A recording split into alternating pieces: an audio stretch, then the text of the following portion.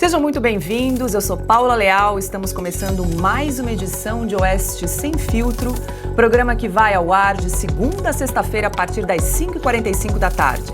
As principais notícias do dia são analisadas pelos nossos comentaristas. Aqui no estúdio, Augusto Nunes, Fabiana Barroso de São Paulo, Coronel Gerson Gomes da Flórida e Ana Paula Henkel de Los Angeles. Guilherme Fiuza segue de férias. E como os nossos programas não são mais transmitidos pelo YouTube, você pode acompanhar nossa programação pela plataforma Rumble. Oeste Sem Filtro também é exibido na plataforma vimeo.com/Revista Oeste. Então, se houver algum problema com o Rumble, o programa segue normalmente nesse outro canal. Hoje é 27 de janeiro de 2023, confira os destaques desta sexta-feira. De convidados e as despesas do jantar de posse de Lula agora são um segredo de Estado. Só daqui a 4 anos você vai saber o tamanho da gastança colocada sob sigilo. Na reunião com 27 governadores, Lula diz que o Brasil precisa voltar à normalidade. E nós reunimos alguns aliados de Lula que o presidente agora chama de golpistas. Todos apoiaram o impeachment de Dilma Rousseff. Esses e outros assuntos agora no Oeste Sem Filtro. O nome de Jean Paul Prats, do PT do Rio Grande do Norte, foi aprovado ontem pelo Conselho da Petrobras para presidir a estatal. Prats foi indicado por Lula. O ex-senador já se posicionou contrário à privatização da empresa e também questionou a atual política de preços da companhia, que acompanha as cotações internacionais. O nome de Jean Paul Prats ainda será avaliado em reunião de acionistas. E para começar a nossa rodada de comentários e análises aqui no programa Oeste Sem Filtro, eu quero dar as boas-vindas ao Coronel Gerson Gomes. Muito boa noite, Coronel. Não estamos ouvindo. Acho que tem um probleminha com o áudio. Acho que agora sim, né? Agora sim. Conseguiu.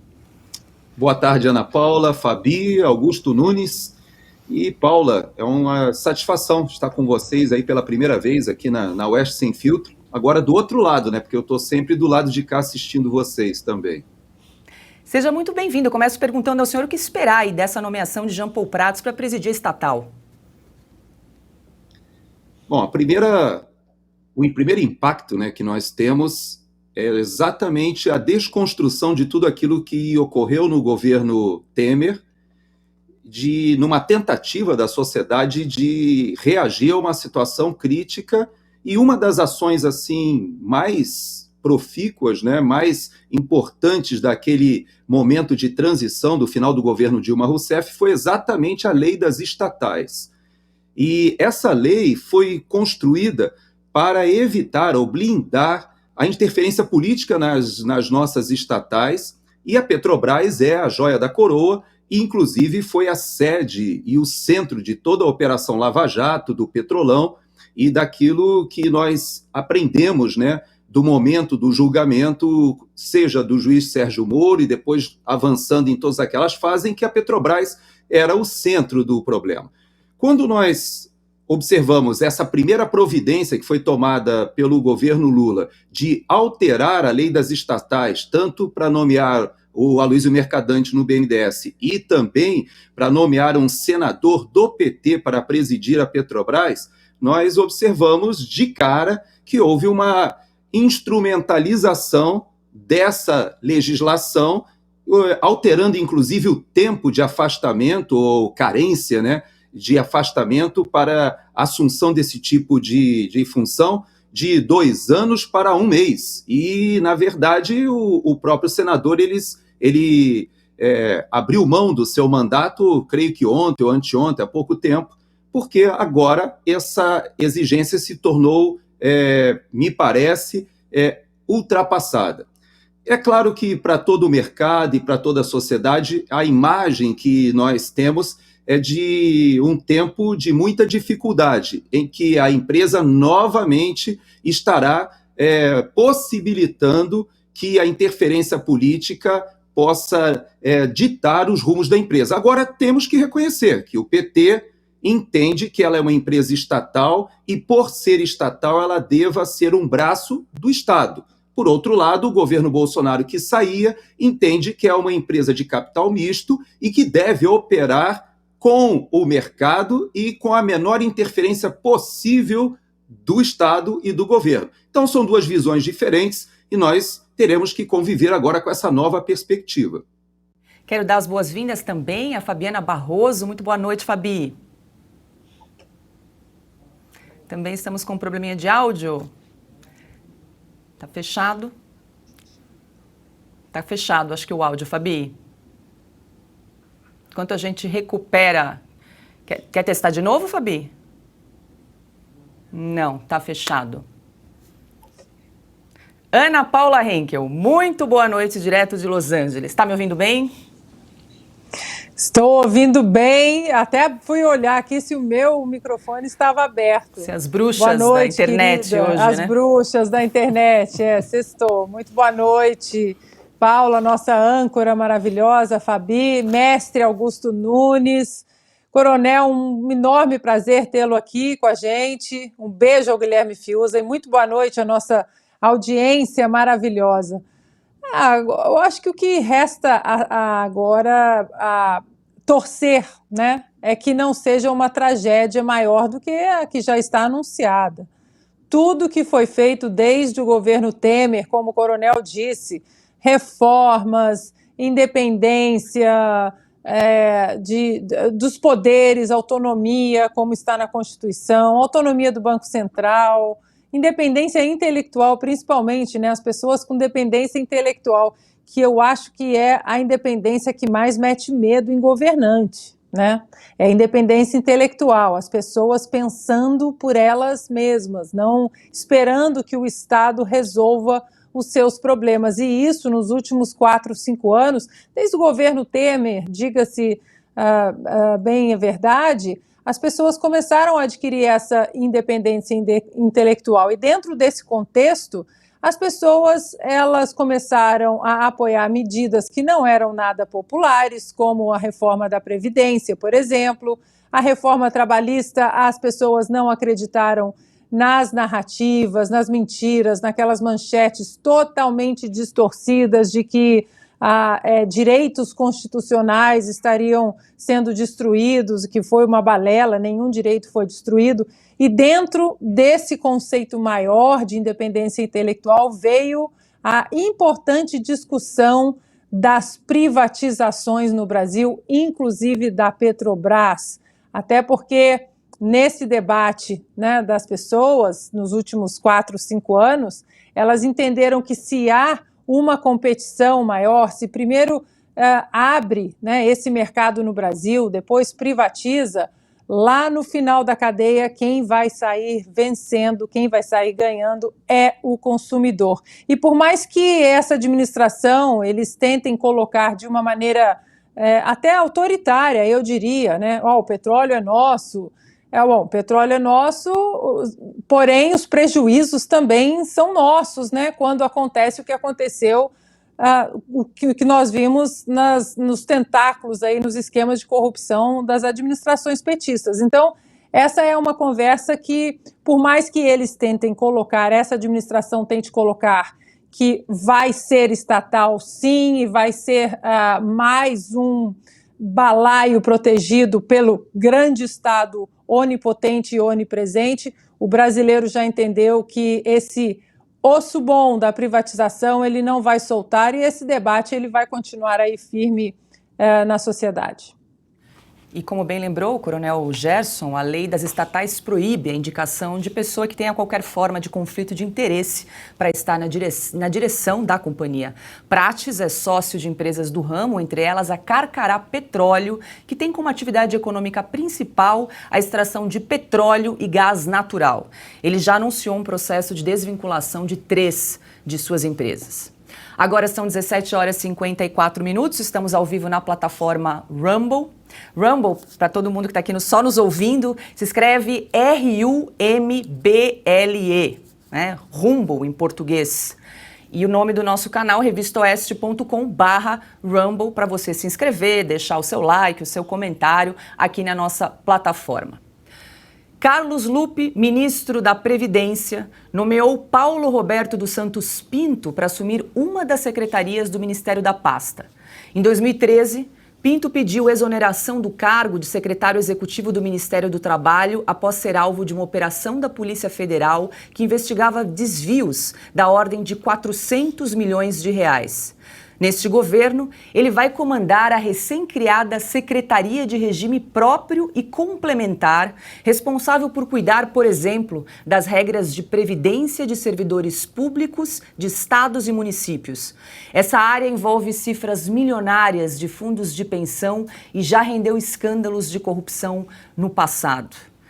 Quero dar as boas-vindas, boa noite especial, meu parceiro aqui de estúdio, Augusto Nunes. Como já era esperado, o Lula e a sua equipe aí estão montando time, né, com figuras que colecionam histórico de corrupção. O critério para nomeação é o prontuário, né? Boa noite, Paula, nossa chefe. Boa noite, minha querida parceira Ana Paula Henkel. Boa noite a Fabi Barroso, bem-vinda, como sempre. Coronel Gerson, prazer estar na sua companhia. Boa noite ao Guilherme Fiuza. E acho que cumprimentei todo mundo antes dos que nos acompanham. Eu queria comentar a Petrobras um pouquinho. O Brasil, a turma do Lula, digamos assim, sofre de uma amnésia seletiva interessante. O novo presidente da Petrobras não disse uma palavra sobre o Petrolão. Nós estamos à espera disso. A Operação Lava Jato mostrou que ocorreu no Brasil a maior roubalheira da história. Nenhum exagero. Estou me referindo à história mundial. Nunca houve uma roubalheira dessas proporções. O que transformou a Operação Lava Jato na mais bem-sucedida ação anticorrupção da história também. Muito mais eficaz até que a Operação Mãos Limpas ocorrida na história. O que tem a dizer o governo sobre isso? O Petrolão também não aconteceu.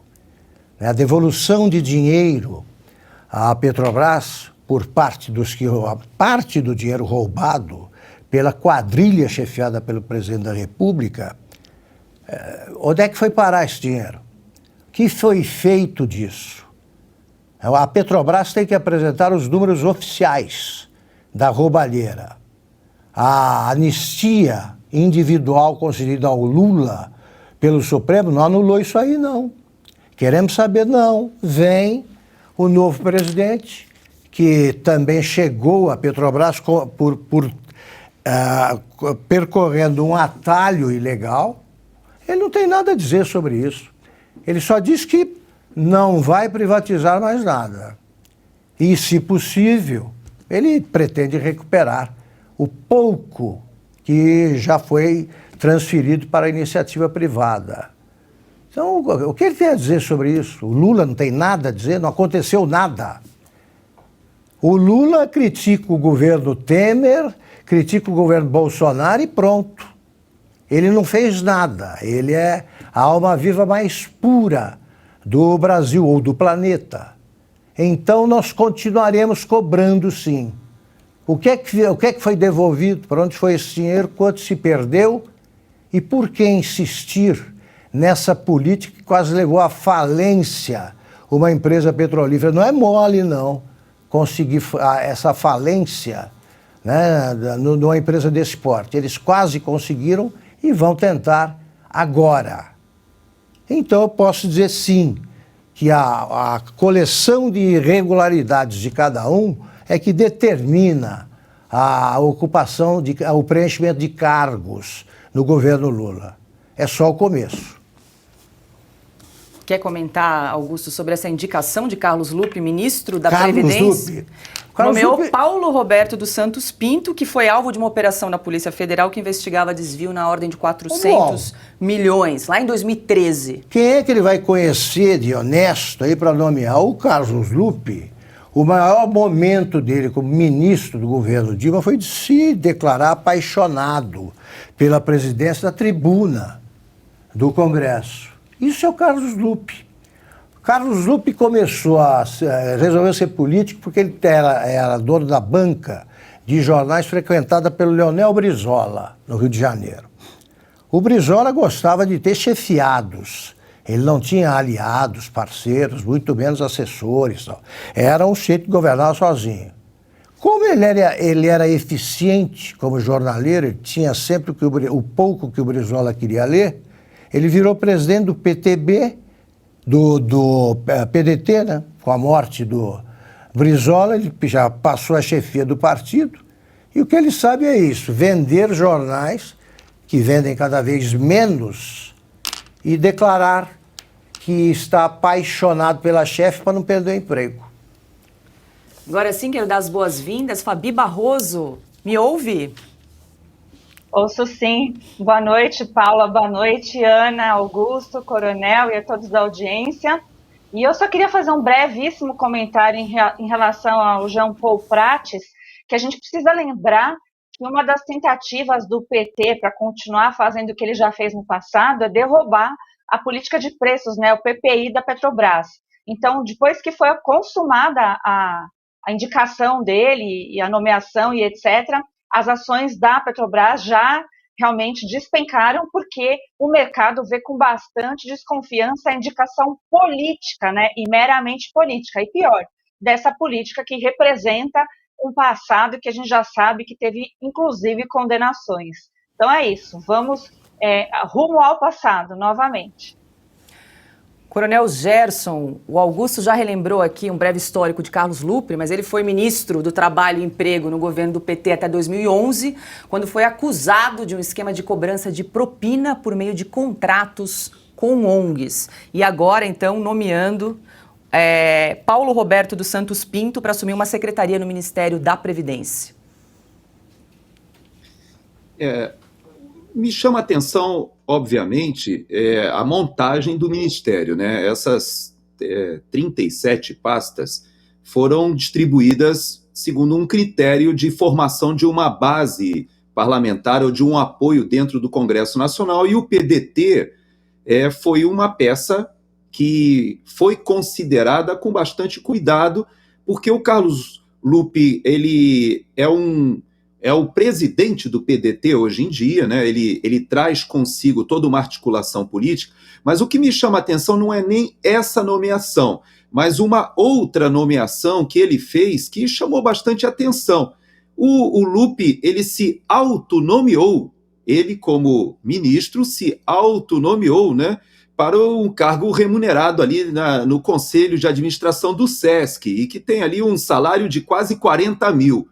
Adicionais ali até ao que ele recebe como ministro, que também não é muita coisa, mas quando eles recebem essas pastas de porteira fechada, como voltou a se fazer agora no Brasil, essa talvez tenha sido uma das grandes modificações do governo Bolsonaro, quando entende que os ministérios deveriam ser ocupados por pessoal técnico e não serem entregues aos partidos políticos. E essa prática que retorna agora no governo Lula traz consigo essa possibilidade, por exemplo, do próprio ministro, sem nenhum escrúpulo, escolher as pessoas que ele vai nomear, inclusive do seu próprio partido, e entregando determinadas coordenações para o partido em que se possibilita várias aplicações do orçamento. Isso dá um poder político muito grande junto às bases, mas me chamou a atenção, mais do que essa nomeação, Paula, a nomeação que ele fez de si mesmo no SESC, o que, para mim, já nos mostra uma certa indicação do tipo de administração que nós podemos esperar ali na Previdência, agora no governo Lula. Agora 19h04. O presidente Lula fez hoje uma reunião com os 27 governadores. A primeira parte foi aberta à imprensa e transmitida pelas redes sociais de Lula. Ele disse que o Brasil precisa voltar à normalidade. Temos esse para a gente estabelecer uma nova relação entre os entes federados desse país. Ou seja, tentar fazer com que o Brasil volte à normalidade, em que conversar não é proibido, reivindicar não é proibido, se queixar não é proibido. Lula também criticou políticos que recorrem ao judiciário a todo momento quando perdem uma demanda no Congresso Nacional. Nós temos culpa de tanta judicialização. A gente perde uma coisa no Congresso Nacional, ao invés da gente aceitar a regra do jogo democrático de que a maioria vence e a minoria cumpre aquilo que foi aprovado, a gente recorre a uma outra instância para ver se a gente consegue ganhar. É preciso parar com esse método de fazer política. Augusto Nunes, Lula falou em volta à normalidade, que vai muito ao encontro de um artigo que o brilhante J. Guzzo escreveu para essa edição da Revista Oeste, que já está no ar no nosso site, revistaoeste.com. Vou te pedir para ler um trechinho. Bom, o José Roberto Guzzo escreve sempre artigos primorosos, né? Mas esse é especialmente admirável. Eu vou ler esse trecho e ao longo do programa vou tentar ler mais um pouco, mas não deixem de assinar a revista para conhecerem a íntegra, né, do artigo escrito pelo José Roberto Guzzo. O principal comprovante da trava geral que o país vive neste momento é a recusa do governo em fazer qualquer movimento que possa se conectar com a ideia básica de produzir. É claro que nenhum governo pode apresentar resultados em um mês. Já está muito bom se realmente fizer alguma coisa que preste em 4 anos, ou pelo menos se não piorar muito aquilo que se tem hoje. Mas o problema, visível a cada gesto do presidente ou de quem manda em algum pedaço de seu governo, é que está sendo feito um esforço inédito na história deste país para não se chegar a resultado nenhum nunca. O Brasil precisa de emprego, de renda e do investimento indispensável para uma coisa e outra. Precisa de mais competição para que se possam gerar produtos de melhor qualidade, em maior escala e a preços menores. Precisa de assistência médica mais decente da que recebe hoje, de água e esgoto e de mais proteção contra o crime. É uma agenda absolutamente básica e o governo, até agora, está fazendo questão fechada de só tomar decisões frontalmente contrárias a tudo isso. É pior do que ficar parado, é andar para trás. Eu acho que o Guzzo resumiu, repito, brilhantemente o que está acontecendo. Agora, o Lula vem falar em normalidade. Depois de, vamos tratar do assunto, depois de acusar de golpistas até ministros do seu governo, que votaram a favor do impeachment da presidente Dilma Rousseff, que o Lula qualifica de golpe. O Lula diz o contrário do que faz. Como normalidade, ele aposta sempre no confronto. Ele acusa o ex-presidente Jair Bolsonaro por tudo. Por tudo. Como eu disse outro dia, daqui a pouco será responsabilizado pela Guerra do Paraguai, tá? Ou pelos conflitos que houve com os primeiros portugueses que chegaram ao país e os indígenas que moravam aqui. Responsável por tudo. Ele, Lula, não é responsável por nada. E não explica os escândalos em que se meteu, porque acha que o perdão que ele conseguiu no STF apaga a capivara extensíssima que ele conseguiu produzir. Bom, como bem lembrou Augusto Nunes, ele lê um trecho do artigo de J.R. Guzzo, mas você pode ler o texto na íntegra acessando o site da revistaoeste.com e realizando a sua assinatura. Você que está acompanhando o nosso programa Oeste Sem Filtro, gosta do nosso conteúdo, mas ainda não é assinante da Revista Oeste, é só entrar no site revistaoeste.com/assine ou apontar a câmera do seu celular para o QR Code que está aparecendo na tela. Com a assinatura, então você vai ter acesso a esse texto de J.R. Guzzo, mas também de Augusto Nunes, Ana Paula Henkel, General Vilas Boas, Bruno Meyer, Dagomir Marquesi, um timaço de jornalistas que toda semana escreve textos exclusivos aqui para nossa revista digital. Lembrando que a gente não aceita financiamento público de empresas públicas, por isso a sua assinatura ajuda a financiar projetos aqui como Oeste Sem Filtro, Estúdio Oeste, Oestecast, As Liberais e todo o nosso time de jornalistas independentes. Então convido você que está nos acompanhando aqui no Oeste Sem Filtro a assinar a Revista Oeste para conferir os textos que saíram hoje, fresquinhos, no site da Revista Oeste. Ana Paula Henkel, quero te ouvir em relação a essa declaração aí do Lula sobre a volta à normalidade e também a crítica sobre judicialização da política. Ele precisa dar esse recado ao Randolfo Rodrigues, que é o maior cliente aí do STF, né? Foi exatamente o que eu escrevi aqui, Paula. Bom, essa declaração do Lula... eu não sei se ele estava fazendo algum tipo de piada, colocando algum sarcasmo, porque tudo que ele disse ali, temos que parar com essa judicialização da política.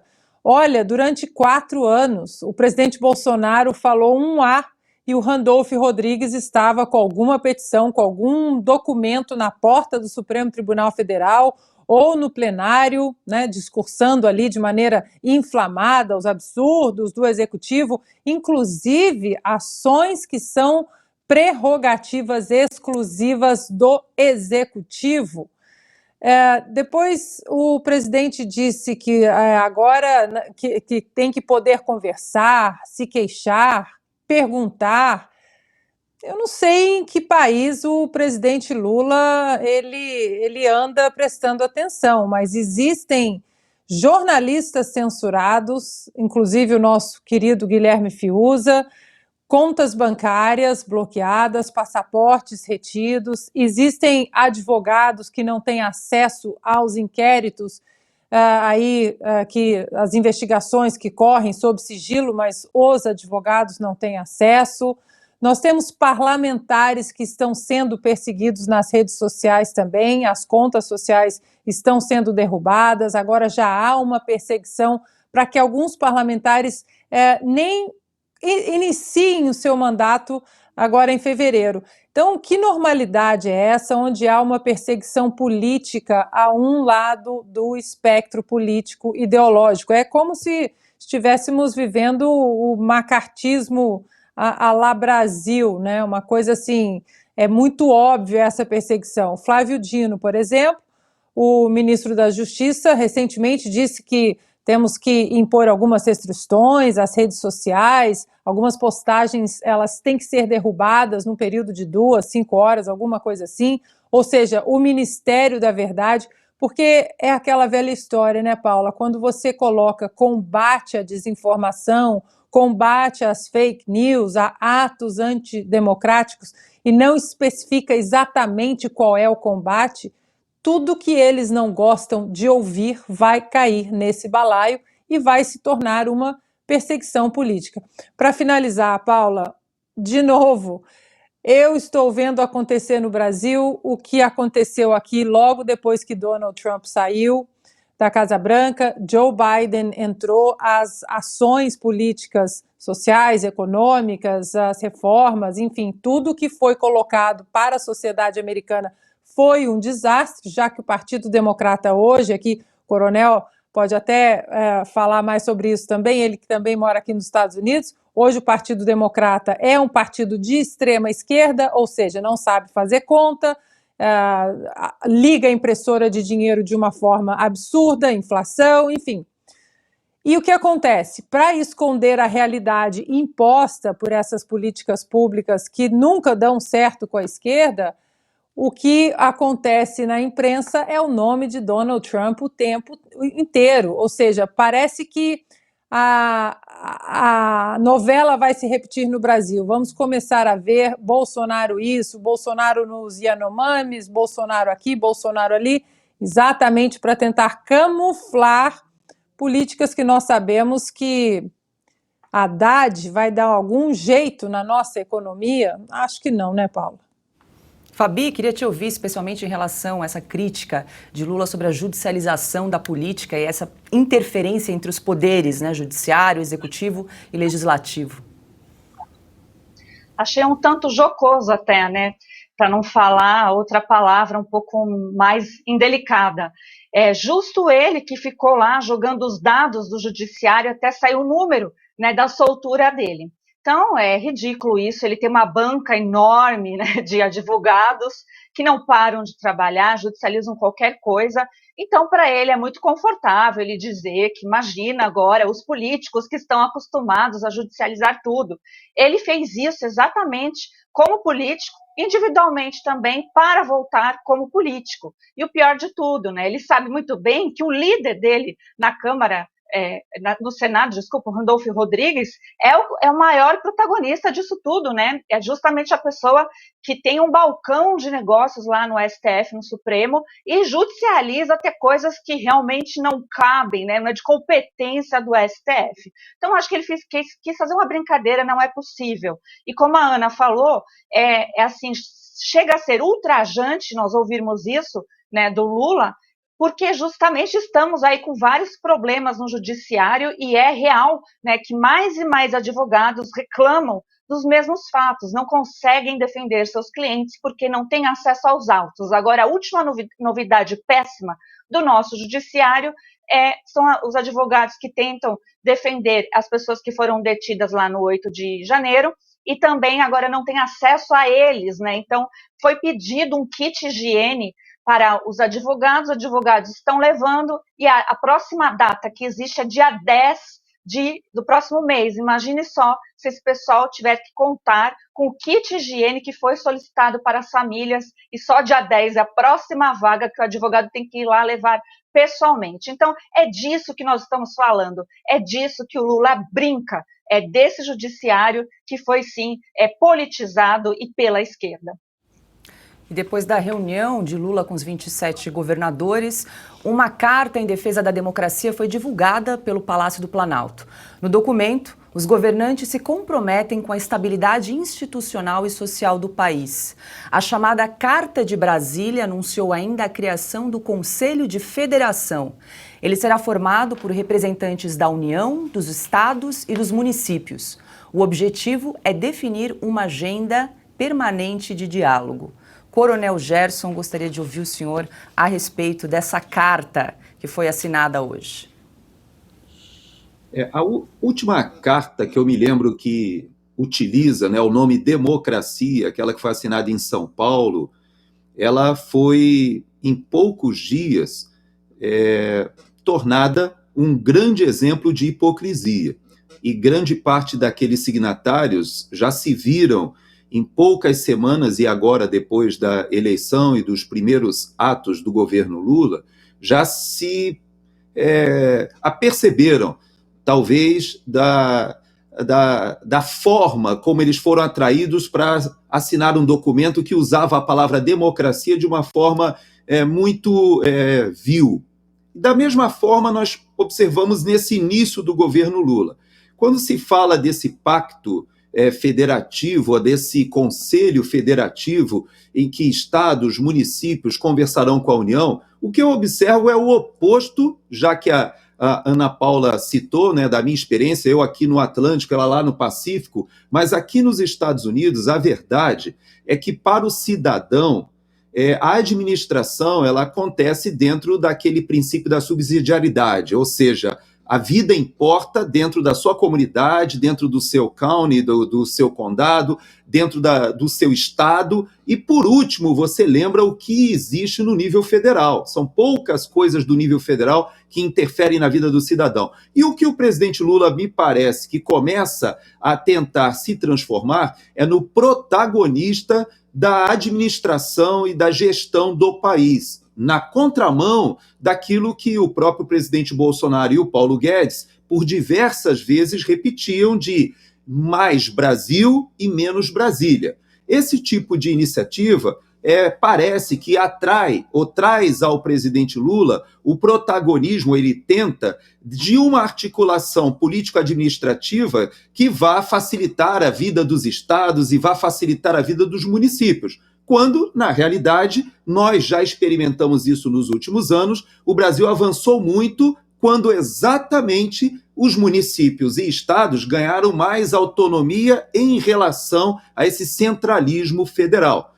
Eu espero que nós não retrocedamos nesse sentido, da mesma forma que houve aquela primeira Carta da Democracia, essa segunda, ela traz no seu bojo muitas hipocrisias e me parece que esse conselho é apenas mais uma dessas incongruências. E aí, Augusto Nunes? Bom, vai falar por mim um parágrafo do artigo do José Roberto Guzzo, publicado na edição desta, que saiu hoje, Fresquinho, da Revista Oeste.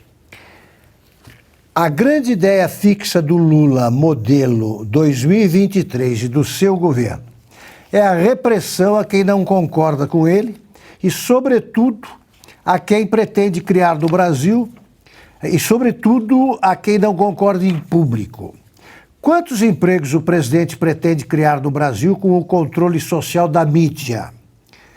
Quantos por cento o PIB vai aumentar com isso? Ou quantos bilhões em investimento produtivo vai sair daí? O governo já tinha anunciado seu projeto de mudar o Código Penal para criminalizar as manifestações de rua que julgar inconvenientes.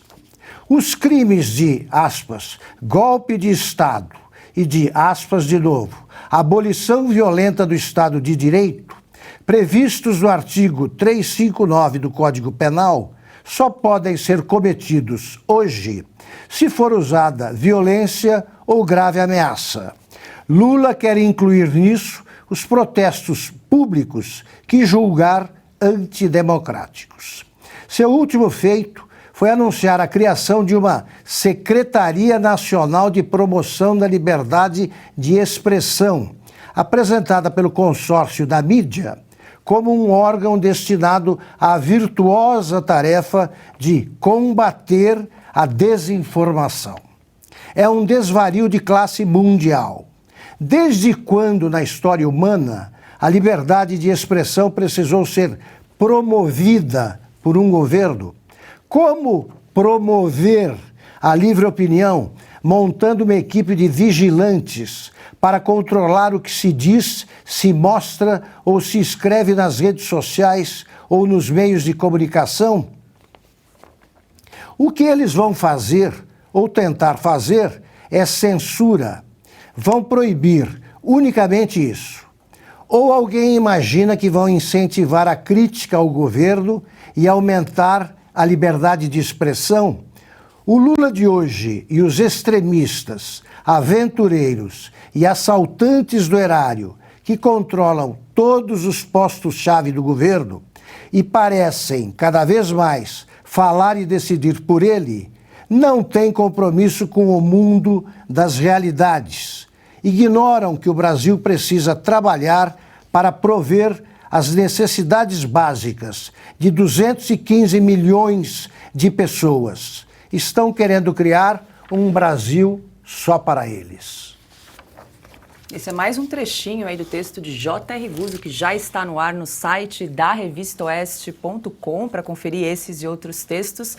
Corre lá no nosso site, se você ainda não é assinante, só apontar a câmera do seu celular para o QR Code que está aparecendo aqui na tela ou entrar revistaoeste.com/assine. A gente espera você aqui na Revista Oeste. 18h23. O presidente Lula vem insistindo na fantasia segundo a qual Dilma Rousseff não foi punida com impeachment, foi vítima de um golpe. Essa farsa é reapresentada cada vez com mais frequência. Vamos rever um trecho do discurso que fez na recente passagem pela Argentina. Vocês sabem que depois de um momento auspicioso do Brasil, ustedes saben que después de un momento auspicioso de Brasil, quando governamos de 2003 a 2016, cuando gobernamos entre el 2013 y el 2016, houve um golpe de Estado, se cometió un golpe de Estado, se derrubou a companheira Dilma Rousseff com impeachment, se la sacó a la compañera Dilma Rousseff, a primeira mulher eleita presidenta da República la do primera Brasil. mujer electa presidenta. Lula está rodeado de ministros e aliados que foram favoráveis ao impeachment. O processo cumpriu todos os requisitos legais e constitucionais. Ao qualificar de golpe o impeachment de Dilma, Lula atinge 7 ministros que acabou de nomear. Todos apoiaram, com palavras ou votos, a punição da governante que exagerou nas pedaladas ilegais. Entre eles está Geraldo Alckmin, vice-presidente e ministro da Indústria e Comércio. Veja o que Alckmin disse em uma coletiva no dia 10 de dezembro de 2015. Está previsto na Constituição brasileira, a Constituição não é golpista. Aliás, o PT pediu impeachment do presidente Collor, do Itamar Franco, do Fernando Henrique, só não pediu do Lula porque é do PT. Então, é o rei do impeachment, né? Não tem nenhuma justificativa para vir com essa história de golpe. Na campanha eleitoral de 2022, Lula disse que Alckmin foi contra o impeachment. A entrevista foi dada à Rádio Bandeirantes do Rio Grande do Sul. Isso que não é verdade. Geraldo Alckmin era contra o impeachment de Dilma? O Geraldo Alckmin não só era contra, como ele pediu um parecer de um advogado que deu um parecer contra o impeachment. Não, por favor, sabe, não fale isso, porque o Alckmin é um homem, sabe, de bem e é um companheiro que vai me ajudar de forma extraordinária a consertar esse país. Vamos acompanhar o voto da atual ministra do Planejamento, Simone Tebet, do plenário do Senado. A sessão começou na manhã de 9 de agosto de 2016 e se estendeu pela madrugada.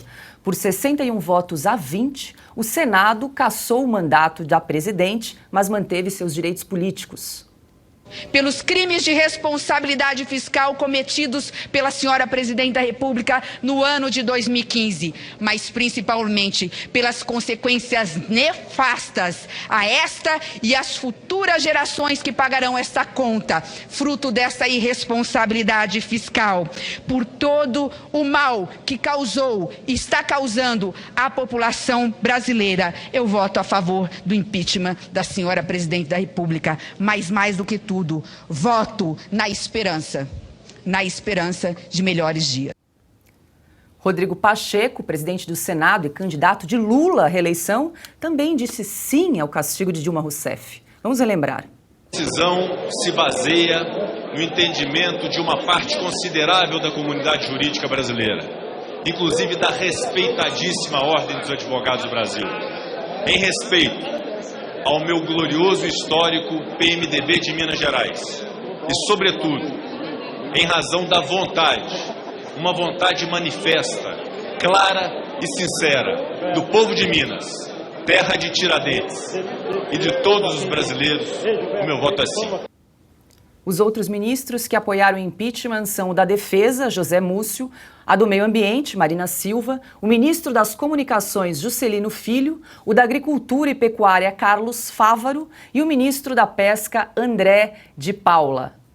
Ana Paula Henkel, quero te ouvir. Pode comentar todos os votos, alguns votos, porque a internet não perdoa. Olha, Paula, eu não sei nem por onde começar, porque a internet é realmente para a gente se lambuzar no passado desses hipócritas, né? Não tem outro nome, não dá para dourar a pílula ou falar de maneira mais calma. São hipócritas, um bando de hipócritas.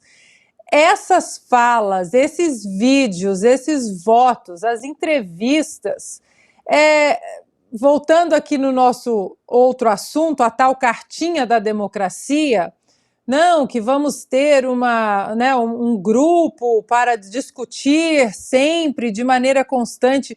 Isso quer dizer, o velho toma lá da cá, vem aqui, senta aqui no meu sofazinho, que eu te ajudo e você me ajuda. Eu coloco o recurso federal ali para você e você não me perturba. E é exatamente o que comanda essa gente, Pacheco, Simone Tebet. A Simone Tebet, esse vídeo foi do impeachment, há alguns anos. Mas existem vídeos da Simone Tebet depois do primeiro turno, em 2022, quando perguntada se ela apoiaria o Lula, se ela aceitaria um ministério do Lula, se o Lula vencesse, ela categoricamente não, de jeito nenhum, não. A corrupção do PT e a Lava Jato e os bilhões devolvidos, porque não tem como. Dona Marina Silva, ela foi castigada pelo PT, pela turma ali da dona Dilma Rousseff. Ela teve a reputação aí, espalharam uma narrativa sobre a Marina da Silva há alguns anos, e aquilo ela apanhou nas redes sociais. Então, o que nós vemos porque hoje o presidente Bolsonaro, ele saiu, mas existe um legado, existe Zema, por mais que não estejam 100% alinhados ao presidente Bolsonaro, e isso é uma coisa que a direita no Brasil precisa aprender com a direita americana. Partido Republicano tem conservadores, tem liberais, tem libertários. Há uma briga maior. No Brasil, existem sim diferentes vertentes da direita, e isso que nós precisamos entender, que há um mal maior, que é esse universo do PT, onde um universo ele gira em torno de uma pessoa só o Lula. Qualquer um que tente aparecer, um Ciro Gomes, uma Marina, uma Simone Tebet, o que acontece? O sistema do petismo é pesado. A aparelhagem que eles conseguiram fazer é pesado. Eles são uma máquina de destruir reputações. E aí agora estão todos de joelho. Já no outro lado, o presidente Bolsonaro, temos o Zema, temos o Tarcísio, temos Nicolas, temos Marcel Van Hatten, muita gente que no futuro pode incomodar. E esses também serão os próximos perseguidos pelo PT, é o que eu arrisco a dizer. Fabi Barroso, quero te ouvir. O Lula insiste aí nesse discurso de reescrever os fatos com o golpe, e 7 ministros dos 37 declararam aí apoio ao impeachment de Dilma Rousseff. Eu vou fazer um pedido aqui, quem sabe os ministros do STF estejam ouvindo, né, e façam a gentileza, por exemplo, o ministro Barroso, ao invés dele indicar um livro, né, como ele faz todas as sextas-feiras, lembrando que hoje é sexta, ele poderia então indicar a leitura do processo de impeachment para o Lula, que é presidente do Brasil, porque ele está produzindo uma fake news. A pergunta que fica, todo brasileiro comum se faz, é exatamente essa, né? Se eles vão ou não colocar o Lula por produzir fake news. É ultrajante, mais uma vez, né, essas falas do Lula, e já os ministros dele, né, dos 37, já se posicionaram, mas as falas do Pacheco me pegou uma parte aí que ele fala a respeitadíssima ordem dos advogados no Brasil. E aí eu fiquei pensando que talvez em 2015, que foi as falas dele, talvez eu pensasse isso também. Mas hoje sou obrigada a discordar disso, né? Não tem nada de respeitoso, ao contrário, não conseguem nem mesmo emitir uma nota quando um absurdo desse é dito, né, pela pessoa que está liderando o governo, o Estado brasileiro, né, que no Brasil você junta as duas funções. Então é algo assim, é vexatório. E eu realmente gostaria de saber qual a opinião dos ministros que adoram dar opiniões fora dos autos, né, do processo, o que eles pensam a respeito que Lula disse para o mundo inteiro que tivemos um golpe no Brasil e que o impeachment, que de verdade nem prejudicou a Dilma, foi fatiado em favor dela, né, para não ter os seus direitos cassados, e permanece essa história do Brasil que eles estão tentando reescrever. Mas história recente, então está a internet aí que não deixa a gente esquecer. Excelente recorte de vídeo. Coronel Gerson, vou adicionar também outro personagem, Michel Temer, que também foi chamado de golpista pelo presidente Lula nessa semana, né? É verdade. E o presidente Temer, o ex-presidente Temer, ele se manifestou, inclusive, com uma nota oficial. Ele tem um perfil muito discreto, não costuma fazer declarações assim. Ele se retirou, né, do silêncio, porque percebeu dois aspectos importantes dessa fala do presidente Lula. O primeiro é que ele usa a expressão golpe de Estado, e usa essa expressão tanto na Argentina quanto no Uruguai, porque ele repetiu e até foi mais enfático esse mesmo discurso no Uruguai logo depois. Quando um presidente fala mal do seu país no exterior, isso já é de pelo menos de péssima atitude. Mas quando ele fala mal do sistema político do seu país E pior, fala mal de ex-presidentes, como o presidente Lula continua tendo esse hábito, inclusive chamando o ex-presidente Bolsonaro de genocida e se referindo ao próprio presidente Temer como partícipe de um golpe.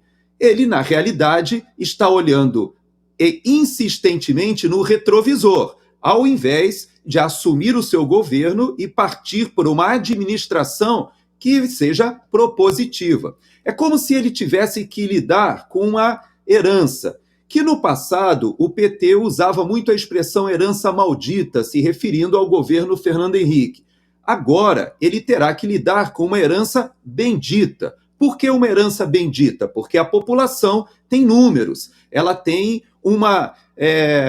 teve uma oportunidade não de experimentar um golpe de Estado por ocasião do impeachment de Lula, mas um golpe de sorte. E por que eu digo que é um golpe de sorte? Eu cheguei já a falar em alguns grupos, na época, que se eu pudesse propor, eu colocaria estátuas de Dilma Rousseff em várias partes do país, patrocinadas exatamente pelo movimento liberal e até pelos conservadores. Porque a eleição desse amálgama de liberais e conservadores que aconteceu quando se junta uma proposta de um Paulo Guedes com o Jair Bolsonaro, ela só foi possível por causa da debacle petista, daquela péssima administração de Dilma Rousseff, que ocorreu exatamente pelas consequências do segundo mandato de Lula. Então, esse período do PT no governo gerou uma crise tão profunda que nos levou ao impeachment de Dilma Rousseff. Então,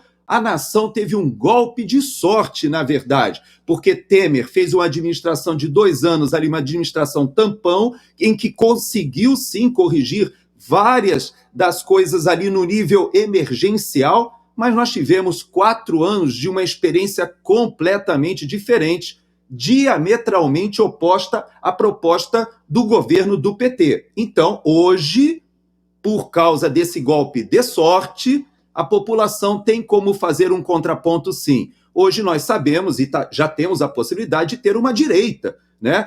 Nós podemos entender pela primeira vez desde a redemocratização o que é uma proposta social-democrata, uma proposta socialista, uma proposta até mesmo de um socialismo arcaico ali na América do Sul, marxista, de uma proposta liberal conservadora. E vai ser muito bom. Eu fico feliz que o presidente Lula queira estabelecer esse contraponto, mas não com um golpe de Estado, mas, volto a dizer, com um tremendo golpe de sorte que a sociedade brasileira teve. E aí, Augusto, quer destacar um desses vídeos aí que nós acabamos de acompanhar? Eu fiz algumas observações. O Lula, ele vive dizendo isso aí, né? Foi a primeira presidente mulher a ser eleita. E daí? E daí? Eu acho que configura um momento histórico, por exemplo, a obtenção do direito de voto pelas mulheres, em 1930. Isso é importante. Mulher pode votar, pode ser candidata, isso é um avanço. Agora, a candidatura de uma mulher, ela pode levar ao poder uma Margaret Thatcher ou uma Dilma Rousseff. Porque a condição feminina não é critério para você votar. Isso eu acho uma maluquice. O Brasil adora dizer isso, né? Poderia dizer também, levou a presidência, o Lula foi o primeiro presidente que também que é ex-presidiário. Isso é um ineditismo. Então, primeiro, quer dizer que ser mulher não significa nada, em princípio, numa eleição. Vamos parar com isso. Aí o Lula, aliás, dizia que o ministro Joaquim, quando ele nomeou, ele dizia assim, fui eu quem nomeou o primeiro ministro do Supremo negro. O Joaquim ficou indignado porque ele passou a se perguntar e perguntar aos outros. Mas eu fui nomeado porque sou negro ou porque eu entendo de direito? Então o Lula não tem noção dessas coisas. Ele gosta da primeira coisa. Ele nomeou também o primeiro-ministro, como falávamos aí, o ministro Lupe, que fica fazendo declarações de amor aí na tribuna do Congresso. Ineditismo, em princípio, não é nada. Agora, o que me espanta é o seguinte, existe um inquérito, o inquérito das fake news não poupa ninguém. aí tem que pegar o Lula. Essa declaração dele sobre o Alckmin, isso aí é uma mentira. Está aqui, está provada. Ele nega que o Alckmin tenha feito o que o Alckmin anuncia num vídeo. Como sabemos, no Brasil, se um vídeo permanece no ar, é possível a prisão em flagrante perpétuo. O autor pode ser preso em flagrante. Está aí o Lula dando sopa, à espera de uma visita às 6 da manhã. Ninguém é poupado, então é por aí. Sobre mulheres, a Flor de Lis também é mulher, está aí. Ela representa alguém, algum de vocês, algum de nós? Não, é uma bandida que se elegeu. Elegemos o homem da motosserra, o primeiro que matava com motosserra. Então, acabar com essas bobagens brasileiras. Outra coisa, não tem nada a dizer o ministro Lewandowski, ele presidiu, ao lado do bandido Renan Calheiros, a sessão que aprovou o impeachment da Dilma. Ele é golpista? Tem nada a dizer? O que eu li no jornal é que ele será consultado pelo Lula sobre a nomeação do seu substituto. Ele vai desenhar o perfil que ele acha ideal, tá, para a escolha do seu sucessor. E ele não tem nada a dizer. Ele deve perguntar ao Lula, pelo menos, por que ele é acusado de golpista. Ele não só presidiu a sessão, como fatiou irregularmente, inconstitucionalmente, o impeachment. Permitiu que a Dilma fosse candidata, mantivesse os direitos políticos, foi candidata ao Senado enfrentando o Rodrigo Pacheco e perdeu. Foi caçada pelo eleitorado mineiro. Agora, neste momento, eu não sei se seria melhor os mineiros terem enviado ao Senado a Dilma ou o Rodrigo Pacheco. A Dilma, pelo menos, nos divertia, porque foi a primeira presidente da história que ficou 5 anos sem dizer coisa com coisa. Também é um ineditismo. E, por último, eu não entendo como os jornalistas de hoje reagem a isso aí. Eu sou do tempo, não faz tanto tempo assim, em que quando acontecia esse tipo de... surgiam fatos desse quilate, você não precisava pautar ninguém. Os jornalistas iriam perguntar ao Lula, peraí, esses 7 aqui, o senhor nomeou apesar de serem golpistas, iam perguntar para os golpistas, o senhor não fica ofendido com a declaração do presidente? Não, eles continuam tratando o Lula como uma figura intocável, tá? Porque daqui a pouco eles vão dizer que o Lula também é culpa do Bolsonaro. Augusto, e curioso que nesse contexto todo, né, diante da declaração do Lula, porque o impeachment da Dilma teve a digital, a chancela, a assinatura do Supremo Tribunal Federal. Sim. E nós não lemos em lugar algum a expressão é um ataque à instituição. Engraçado isso, né? E ato antidemocrático. Perfeito, Ana. Eu sugiro que a gente exiba essa sequência de vídeos aqui que a produção preparou toda vez que o Lula insistia aí nessa farsa do discurso do golpe. A gente pode incluir outros também. Perfeito. Vamos revisitar mais vezes.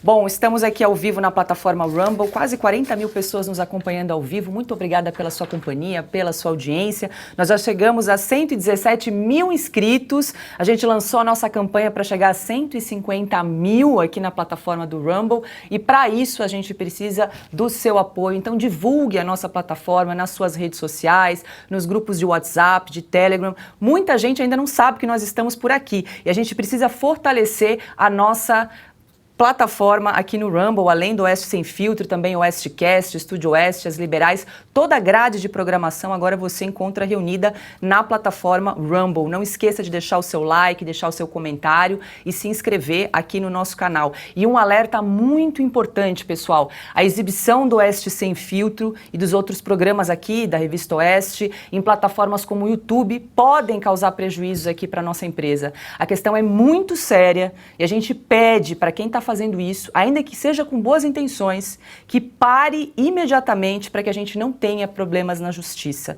Nós transmitimos todos os nossos programas exclusivamente pela plataforma do Rumble. Então a gente pede a você que está nos acompanhando que faça esse alerta também para outras pessoas que só nos acompanhem por aqui, por essa plataforma, porque outras transmissões acabam por nos prejudicar. E, Paula, muita gente tem perguntado como é que faz para chegar, né, ao programa. É bom que se explique, porque não é complicado. Não, a plataforma é muito similar ao YouTube, por exemplo. Rumble se escreve Rumble, né? R-U-M-B-L-E, para quem está só nos ouvindo, Rumble.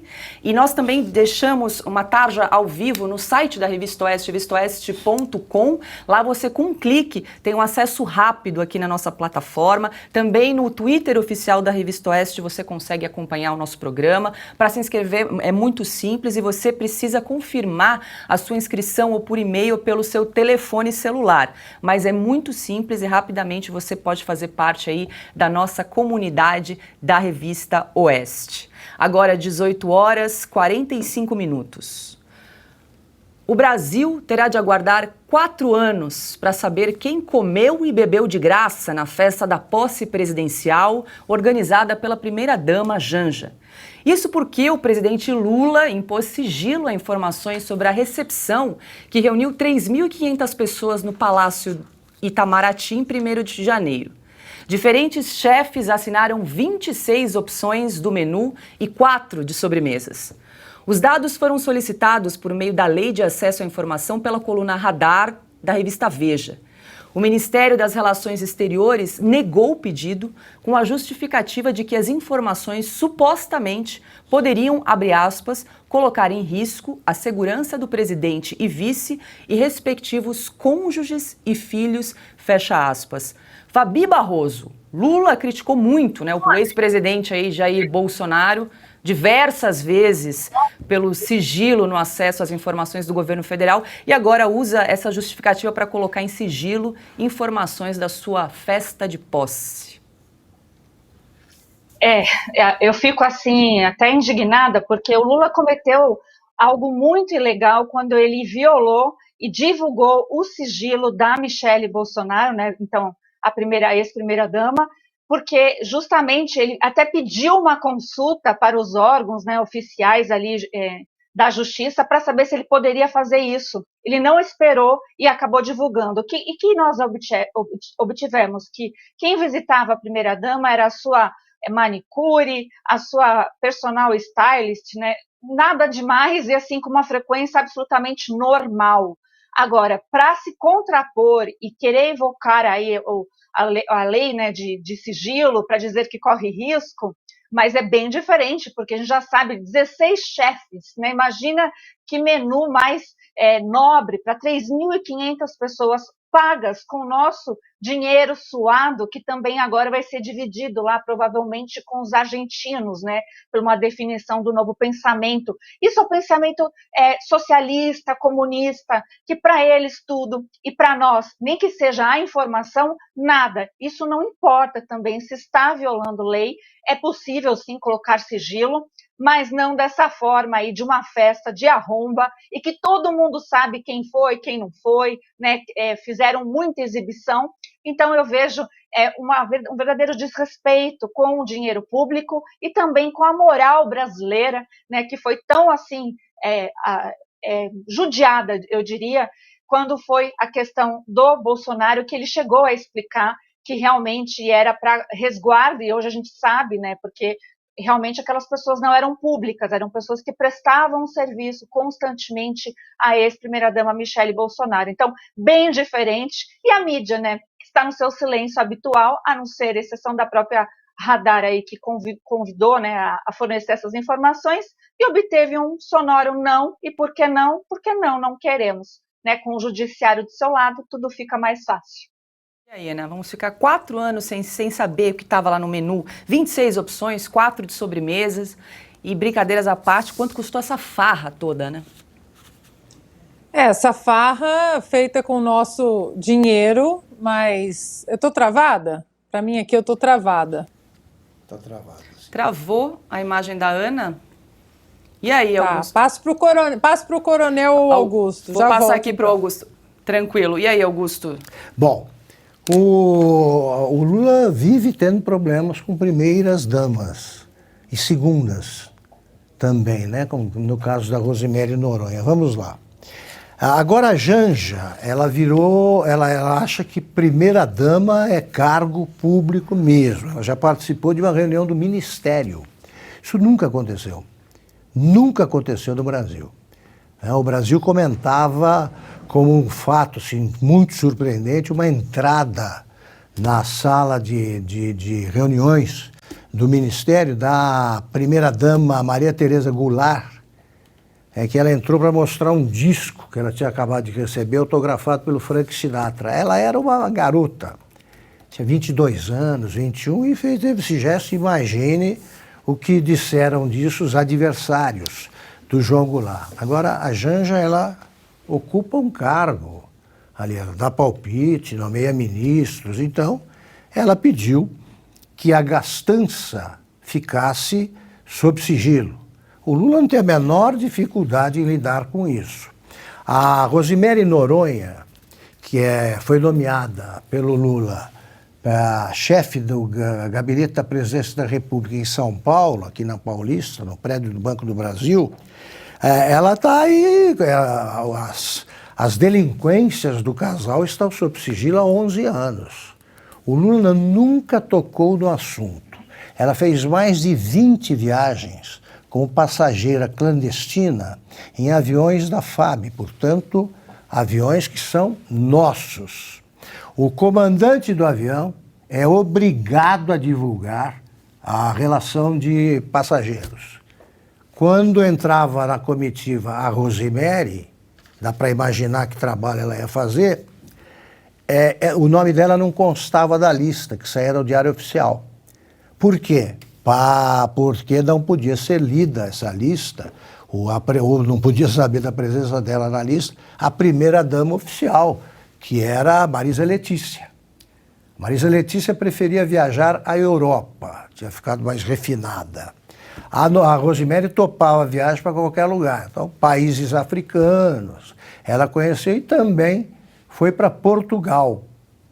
Tanto eu não estou invadindo a privacidade de ninguém, que a Janja nunca, a Rosemary nunca procurou esconder isso aí. Quando o avião chegava à velocidade cruzeiro, ela saía lá do banco de trás e se dirigia aos aposentos presidenciais sem voltar. Que tal? Dá para imaginar que tipo de debate travavam aí sobre grandes assuntos ligados ao futuro do Brasil. Eu tenho todo o direito de cobrar isso porque viajou com o nosso dinheiro, gastaram o nosso dinheiro e não se pronunciou sobre isso. Não, que é isso, invadindo a privacidade. Faça o que quiser, Lula, desde que não gaste dinheiro dos impostos. E é isso que aconteceu. Tá, o Instituto Lula, não tem nada com a gastança do Instituto Lula, que contratou 20 advogados para defender a Rosemary. Em silêncio ali. Ela acabou absolvida, claro, o Brasil absolve tudo. Tá, menos inocentes. O Lula não fala no assunto. Nenhum jornalista jamais ousou fazer uma pergunta a respeito. Então não são jornalistas, são militantes que admiram as proezas noturnas ou diurnas do chefe da seita, que tem um condenado por corrupção como seu único Deus. Ana, eu vou ler aqui um trecho da resposta do Ministério das Relações Exteriores à revista Veja, que eu achei curioso, abre aspas. Não serão atendidos pedidos de informação que sejam desarrazoados, isto é, que se caracterizem pela desconformidade com os interesses públicos do Estado em prol da sociedade, fecha aspas. E aí, Ana, como é que fica o princípio da publicidade, que é um dos princípios da administração pública, né, que tem como objetivo dar transparência e prestar contas à sociedade? Eu acho que o desgoverno adora o né? Como é que eles escreveram aí, Paula? É bonita a palavra. É bonita, não é? É. Eu vou repetir aqui. Vale a pena, vale a pena. Não serão atendidos pedidos de informações que sejam desarrazoados. É desarrazoado esse pedido que você fez, viu, Ana Paula Henkel? Desarrazoados, desinformação, tudo faz parte de um desgoverno, tá certo? Porque enquanto o Lula gasta o dinheiro dele como cidadão num casamento que custou milhões, e todos nós sabemos disso, aí é problema dele. Tudo bem que o pai dos pobres, ele é, na verdade, a mãe dos ricos, né? Relógio de 100 mil reais no braço, jatinho para baixo para cima, né? Até Photoshop foi usado durante a campanha para tirar o relógio de 100 mil reais do braço do Lula. Agora, não acredito que seja desarrazoado. Como é que é mesmo? Que complicada essa palavra, hein? Desarrazoado. Desarrazoado. Um pedido dos cidadãos que querem saber o que está acontecendo com o nosso dinheiro. Nós estamos falando de uma festa, né, de posse, que agora vai ficar sob sigilo. O medo é o que pode acontecer, os números que serão escondidos, maquiados, com o senhor Jean Paul Prats na Petrobras, o senhor Aloysio Mercadante no BNDES. E aí?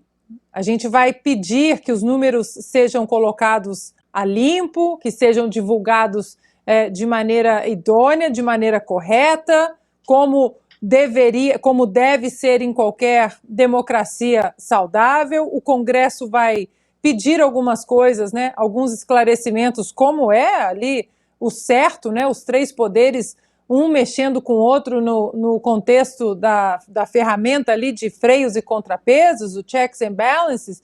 E aí, parlamentares serão acusados de pedidos... De novo, Paula, eu deixo para você. Desarrazoados. Tem desarrazoados. Isso, desarrazoados. A Fabi conhece bem esse termo. E tem desconformidade também. Só não usa o desconformidade. Só não usa o desavergonhado. Só não usa o desavergonhado. E aí, quando esses parlamentares pedirem números, estatísticas, documentos das nossas empresas, dos nossos, né, do nosso contexto financeiro, fiscal, eles virão com essa desculpa aí, esses parlamentares precisam ser calados porque eles estão com esses pedidos desarrazoados aí. Não, é um perigo. E olha só, a nossa produção conseguiu uma cópia...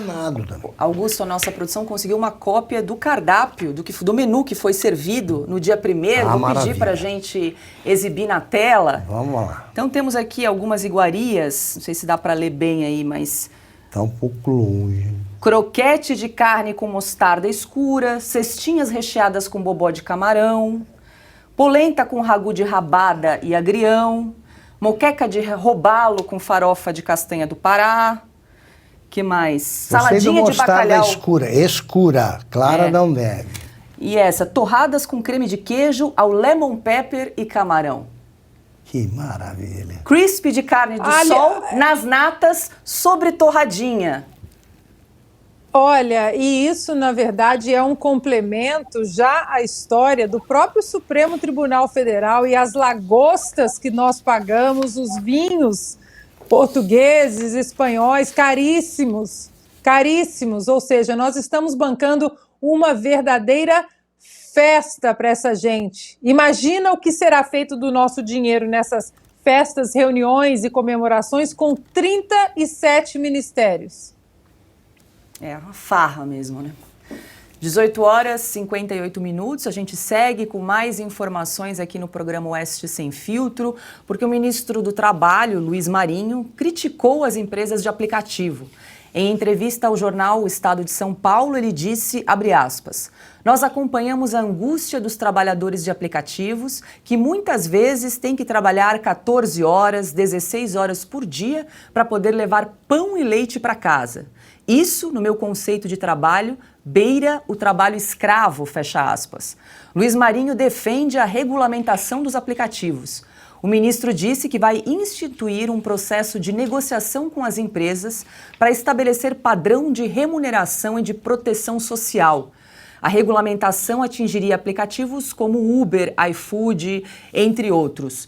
Coronel Gerson, gostaria de ouvir o senhor a respeito dessa declaração do ministro. Essas tentativas aí de interferência do Estado nas relações de trabalho não costumam acabar muito bem, né? Esse é mais um setor que nós... a bem da justiça e da verdade foi uma promessa de campanha.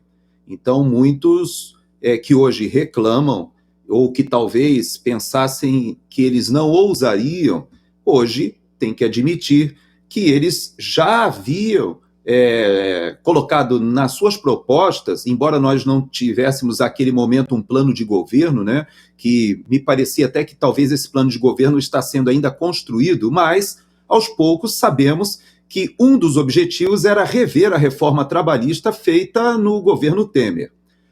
Mais que a reforma trabalhista, o que eu acho que falta, talvez, é uma percepção que esse trabalhador não se encontra em um regime de escravidão ou de semi-escravidão, pelo contrário, ele trabalha quantas horas ele deseja para fazer a quantidade ou para trazer os recursos que deseja para a sua casa e até mesmo, às vezes, complementando um outro trabalho. Veja que há uma diferença de modelagem, né? Nós, aqui nos Estados Unidos, é muito comum esses aplicativos de entrega de alimentos, de entrega de compras, de entrega de remédio, mesmo de transporte, como o Uber, mas também nós percebemos que há uma terceirização que acaba perpassando todos os setores de serviços, e há uma profusão de aplicativos e de ideias inovadoras de prestação de serviço com uso de tecnologia. No Brasil, nós percebemos que houve um avanço tão grande que nas comunidades, nos locais mais pobres, houve uma explosão de MEIs, né? Microempreendedores individuais. Me chamou a atenção, por exemplo, que no governo Bolsonaro, uma das ideias do Paulo Guedes foi entregar o auxílio emergencial sem retirar aquela proibição, ou sem impor aquela proibição de aqueles que estivessem trabalhando ou que tivessem uma microempresa, ou, na verdade, serem microempreendedores, que, na verdade, se só pode ter um empregado, o microempreendedor pôde receber o auxílio emergencial e continuar com seu CNPJ funcionando. Então, eu acho que falta uma percepção, talvez, para o ministro, de perceber que as relações trabalhistas mudaram muito. Hoje, o que ele entendia como aquele trabalhador explorado, na realidade, ele é um empreendedor e muitas vezes tem o seu MEI e às vezes tem um parceiro contratado e presta o seu serviço dentro da sua comunidade, não só com transporte, como entrega, como muitas e muitas vezes terceirizando trabalhos parcialmente feitos em momentos em que ele sai do seu trabalho principal. É um complemento. Então, há uma pleiade de novas formas de trabalhar e me parece que talvez o ministro ainda esteja com seu pensamento ainda lá no século passado, nas relações sindicais de um outro período da história. E a história avançou muito, graças a Deus. E depois da entrevista de Luiz Marinho, a Uber respondeu em nota. Disse que existem ferramentas de segurança para limitar o tempo de trabalho. A empresa fornece notificações ao motorista quando ele se aproxima do limite de 12 horas online conduzindo o veículo em um único dia. Atingido esse limite, ele será automaticamente desconectado e não poderá utilizar o aplicativo pelas 6 horas seguintes. Fabi Barroso, gostaria de te ouvir em relação a essa declaração do ministro sobre uma possível regulamentação dos aplicativos no Brasil. Eu acho um tanto desarrar zoado, né, para fazer bastante uso da palavra que eles usaram, né, desajuizado também, porque não tenha nada a ver com a realidade. Primeiro que comparar um trabalho aí e ser análogo à escravidão é um tanto ofensivo até.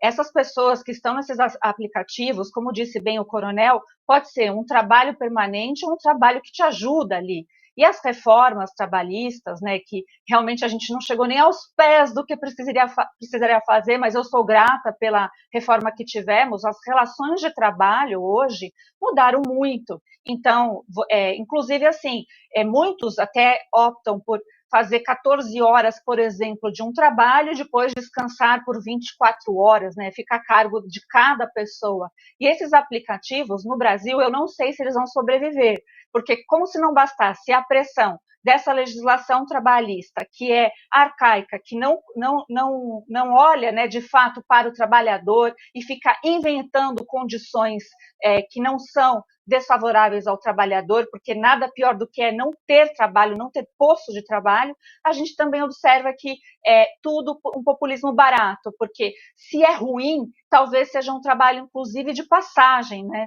Então, é assim, é muito difícil a gente achar algum tipo de congruência nesses discursos que já é um tanto vintage, que tem tudo a ver com o movimento sindicalista, porque se sabe que, no fundo, querem voltar o imposto sindical. Então, todas essas discussões que têm a ver com legislação trabalhista, quando você vai estudar a fundo essa parte jurídica, você vai dar de cara com a intenção de que eles não aceitam mais a imposição, né, a ausência de imposição do imposto sindical, que é muito simples. Sindicato que funciona, as pessoas por si só também vão contribuir e tem que ser mantido assim. Então, o que a gente está vendo é uma choradeira antiga de que não tem nada a ver com trabalho análogo à escravidão. Escravidão, hoje em dia, é ficar sem emprego. Agora, 19 horas 5 minutos, estamos ao vivo na plataforma Rumble. Eu quero anunciar uma novidade para você que está nos acompanhando, especialmente população do estado do Paraná, que a partir do dia 30 de janeiro, próxima segunda-feira, a gente convida todos de Cascavel, Toledo e demais cidades aí do oeste do Paraná para acompanhar ao vivo o programa Oeste Sem Filtro pela 92.3 FM, pela rádio 92.3 FM. O nosso programa, então, será transmitido na rádio para a população ali do oeste do Paraná, Cascavel, Toledo e cidades próximas, Augusto. E fica combinado que marcaremos uma data para que a transmissão seja feita de lá. Faremos o programa em Cascavel. Então, atenção, população do estado do Paraná, a partir de dia 30 de janeiro, segunda-feira, o programa Oeste Sem Filtro será transmitido pela rádio 92.3 FM. A gente aguarda ansiosamente aí essa transmissão a partir da segunda-feira. É isso. Agora, 19 horas 6 minutos, a gente segue com mais informações aqui no programa Oeste Sem Filtro. A madrugada do dia 27 de janeiro de 2013, um domingo, mudou para sempre a história de Santa Maria. Um incêndio atingiu a Boate Kiss, no centro da cidade, deixando 242 mortos, 636 sobreviventes e marcas que permanecem vivas para sempre na memória da comunidade. A tragédia é resultado de uma sucessão de equívocos. Tudo estava errado naquela noite.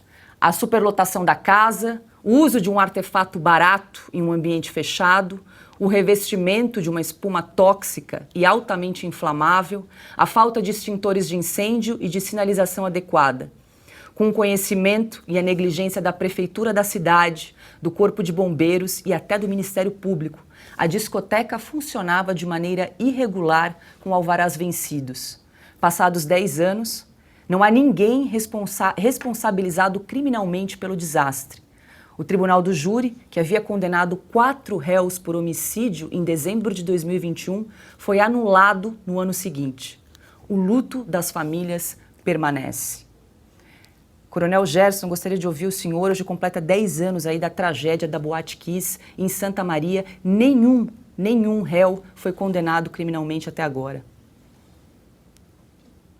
Essa é uma característica da nossa justiça, antes mesmo daquela imoralidade que foi feita em relação ao presidente Lula para torná-lo elegível, em que se reviu a questão até mesmo da prisão de segunda instância. Por que eu digo que é anterior? Porque essa morosidade da justiça no Brasil e essa dificuldade de punir responsáveis, e veja, não se fala de nenhum responsável ou de um criminoso doloso.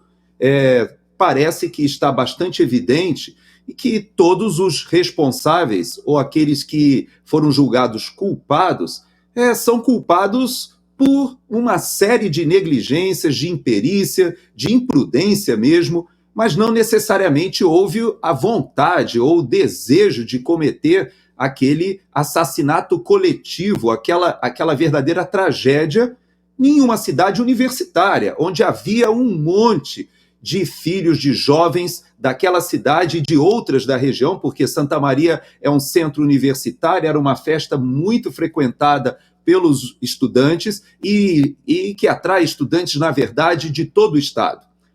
O que nós percebemos é que não só o Brasil tem essa dificuldade de lidar com a justiça, como existem também muitos artifícios. E hoje nós vivemos no Brasil uma situação extremamente vergonhosa, porque qualquer pessoa que tenha dinheiro no Brasil, qualquer pessoa que tenha capacidade de pagar bons advogados, ela jamais será responsabilizada por qualquer crime. Eu digo qualquer crime mesmo, desde assassinato, crimes hediondos, porque com a jurisprudência que nós temos hoje, a pessoa, para ter a sua condenação transitada em julgado, ou seja, no Brasil, nós teremos que passar por um processo com todas as chicanas, todas as possibilidades de recursos, perícias, embargos, que levaria 10, 20, 30 anos. Então, hoje, a Fabi pode nos explicar isso até de uma forma melhor, mas o fato é que qualquer criminoso com dinheiro ou que possa pagar bons advogados, ele poderá, inclusive, admitir a sua culpa, mas jamais será levado à cadeia e jamais será responsabilizado, porque prescreverá ou até mesmo o próprio réu já estará morto quando esse processo acabar. Lamentavelmente, é o que nós percebemos que aconteceu ali em Santa Maria. A única coisa que nós podemos agradecer àquele processo é que muitas das medidas e dos cuidados em relação a locais públicos foram modificados e procedimentos depois daquele sacrifício coletivo ocorrido ali naquela cidade do Rio Grande do Sul. Fabi Barroso, para o leigo é muito difícil entender, né? E também para os familiares envolvidos, enfim, na tragédia, como 10 anos depois nenhum réu foi responsabilizado criminalmente.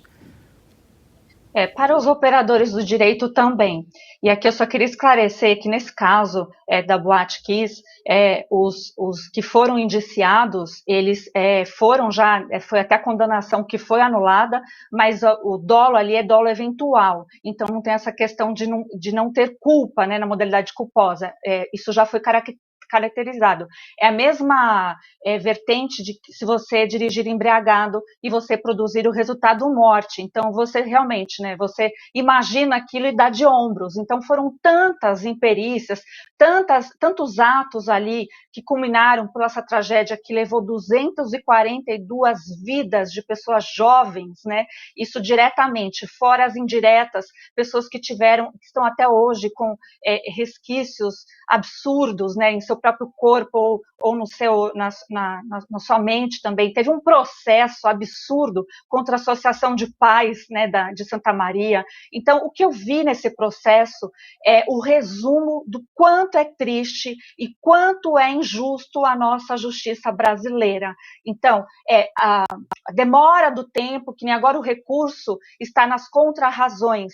Para chegar isso em Brasília, demora-se mais do que um ano. E aí a gente, por outro lado, é obrigada a comparar e ver esses julgamentos políticos, quem tem interesse de políticos, que já chega no balcão ou do STJ ou do STF, que é lá em Brasília, e já tem é prontamente julgado. E as famílias dessas pessoas que não vão ter ressarcimento civil jamais, né, porque não tem mais como ressarcir, mas ao menos ver essas pessoas cumprirem penas, porque é o fechar do caixão dessas mais variadas vítimas e da dor, gente, de muitas e muitas famílias. Teve suicídio após isso, então é um caso gravíssimo da nossa justiça e que mostra bem como a gente precisa melhorar e como a gente é desumano quando se trata apenas com a justiça dos homens. Eu diria à família que a justiça divina, neste caso, fará a justiça verdadeira. Augusto Nunes, outro fato que chama atenção nesse caso é que os 4 réus que foram denunciados são 2 integrantes da banda e os 2 sócios da boate. O poder público, que sabia, tinha conhecimento e foi negligente e conivente com o funcionamento de uma boate que estava irregular, não foi denunciada, né? Cadê os fiscais, a prefeitura, o Corpo de Bombeiros, inclusive o Ministério Público, que sabia e permitiu o funcionamento de um estabelecimento totalmente irregular? Olha, é desoladora, Paula, a esquizofrenia da justiça brasileira. Quando você tem a culpa formada, provas, você reúne provas que apontam os responsáveis, ainda assim, o que vigora, o que prevalece é a leniência e a lentidão da justiça. A justiça tarda e falha nesses casos. É o que vem acontecendo com Brumadinho, é o que vem acontecendo com a tragédia de Mariana e é o que acontece com a tragédia da Boate Kiss. Todo mundo sabe o que aconteceu, está clara a culpa de cada um, né, dos responsáveis e, no entanto, a justiça não funciona. Ao mesmo tempo, a injustiça anda em velocidade de Fórmula 1. Neste momento, estão em liberdade culpados comprovados pelo que houve na Boate Kiss. Simultaneamente, estão presos centenas de brasileiros que não sabem que crime cometeram, até porque o crime não existe. É o que acontece com a multidão de prisioneiros que existe em Brasília, acusados de vagamente de terrorismo e atos antidemocráticos, que é um tipo de crime que não se lê em nenhum texto legal em vigor no Brasil. Vou contar só um caso que resume a angústia das famílias aí. Existe uma garota de uma cidade mineira, 20 e poucos anos, que foi presa quando o ônibus se aproximava ali do local da manifestação diante de uma dependência militar.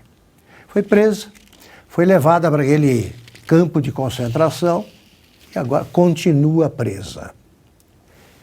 Eu fui informado disso, algumas pessoas me procuraram e disseram que seria necessário. O que eu achava de divulgar, de noticiar a prisão dessa moça, para que as pessoas soubessem, mais pessoas soubessem onde ela está.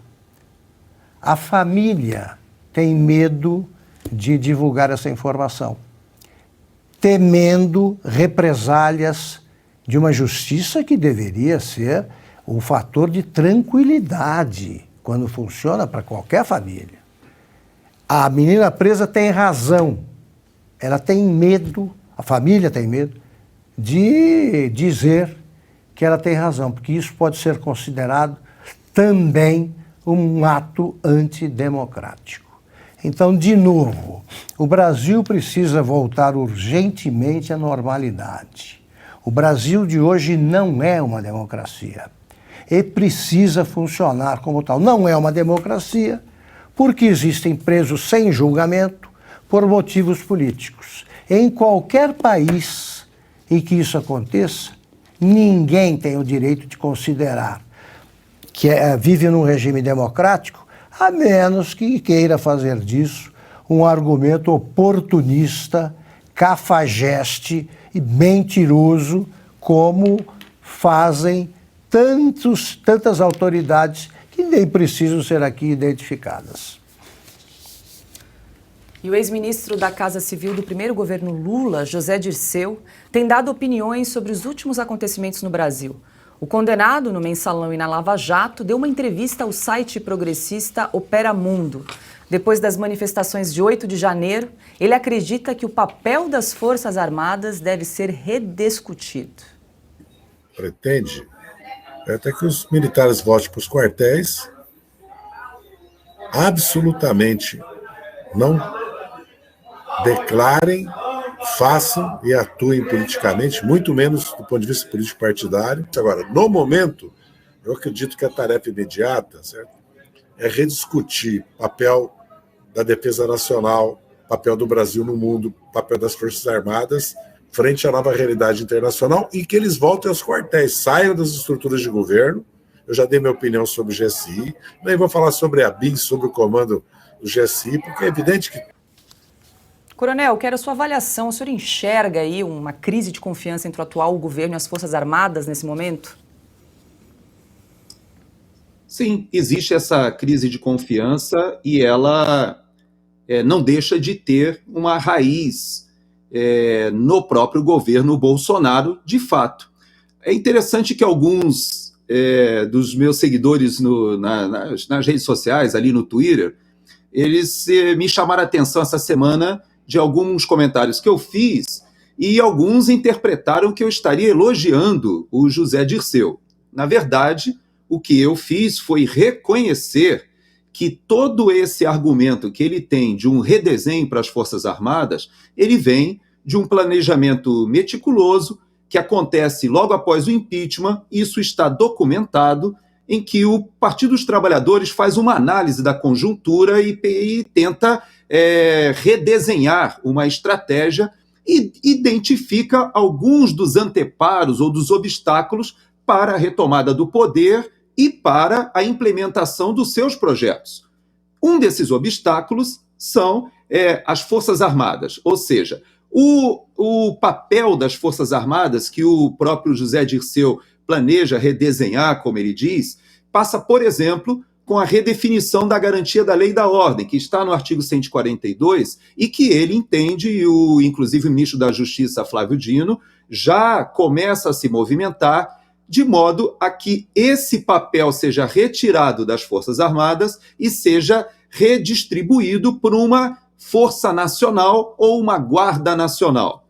Esse papel, ele traz um perigo bastante conhecido, porque nós temos a Guarda Nacional Bolivariana na Venezuela, que é uma quarta força armada que se transformou numa polícia política que atua contra a sua população na contenção, inclusive, de insurgências, de insatisfação, de manifestações políticas. Temos também, e ele fala sobre isso, a necessidade de redesenhar as escolas militares, os processos de promoção, ou seja, ostensivamente, o senhor José Dirceu, ele coloca que as Forças Armadas no Brasil são uma resistência, um freio à visão progressista, socialista ou marxista do Partido dos Trabalhadores e do seu projeto aqui para o nosso entorno geopolítico, ou aí do Brasil, do entorno geopolítico.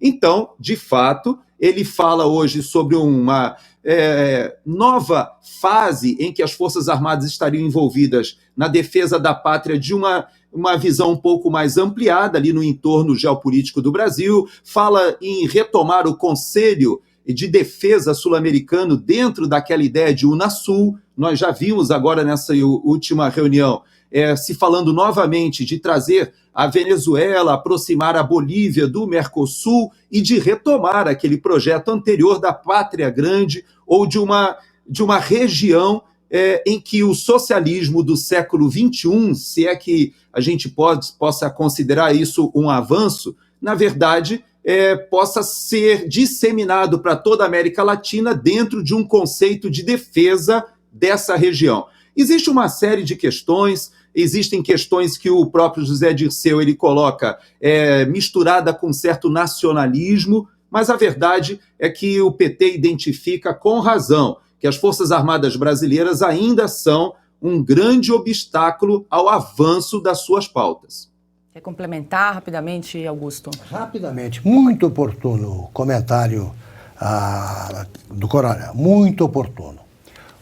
Só queria acrescentar o seguinte, o Zé Dirceu, na entrevista que deu, analisando as razões da derrota do PT, disse que um dos erros mais graves cometidos pelo partido foi não ter promovido oficiais simpáticos à sigla, ao Partido dos Trabalhadores.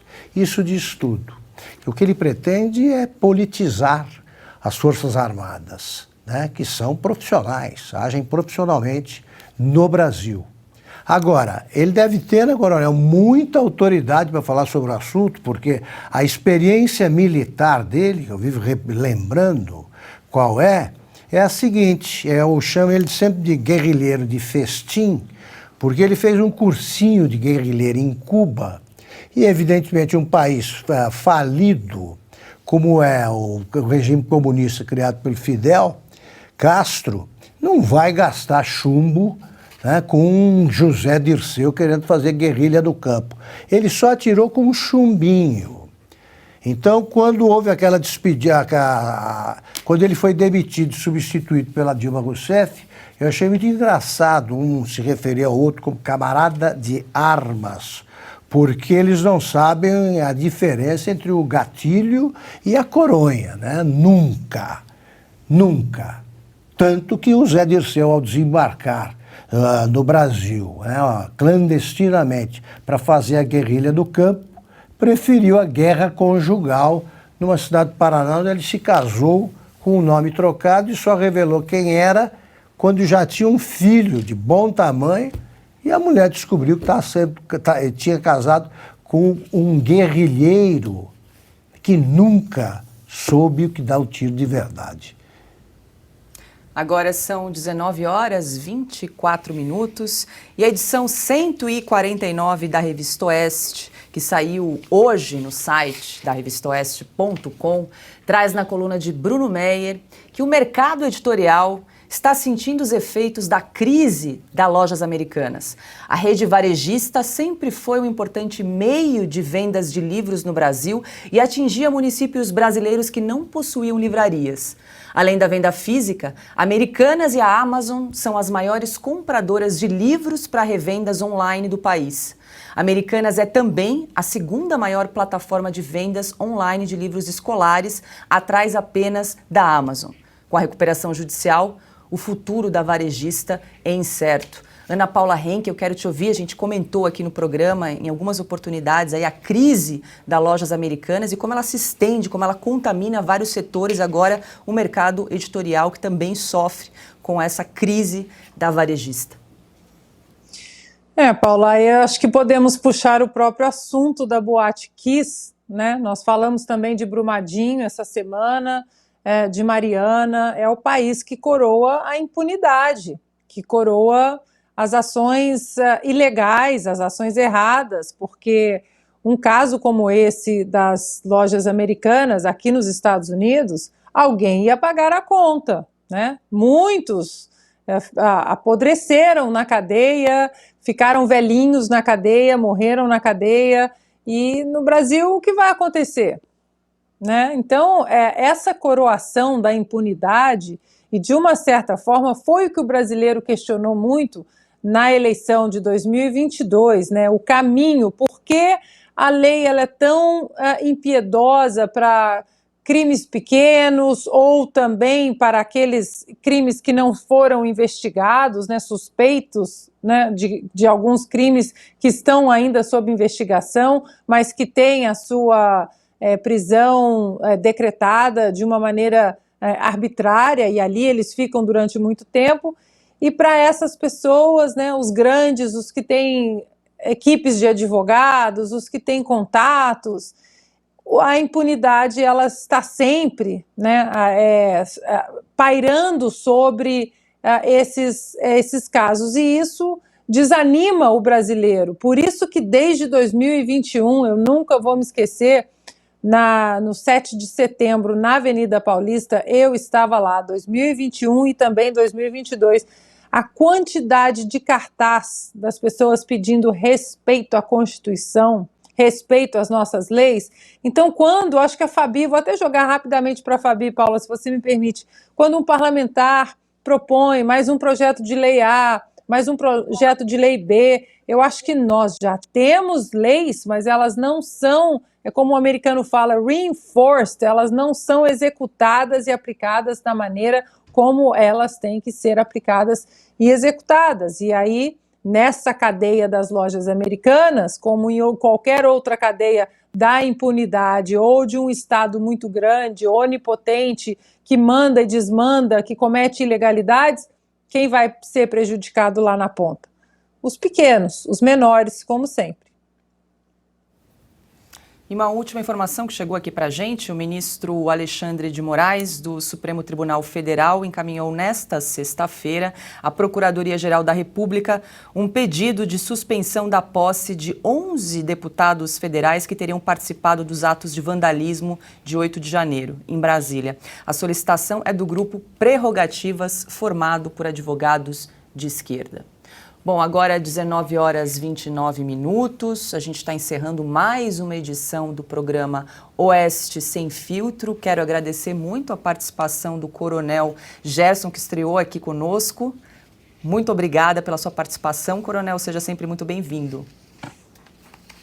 Obrigado, eu me sinto realmente honrado, né, de estar ao lado da lenda aí do Augusto Nunes. E uma satisfação reencontrar a Ana Paula, ela talvez nem lembre disso, porque ela era uma menina ainda.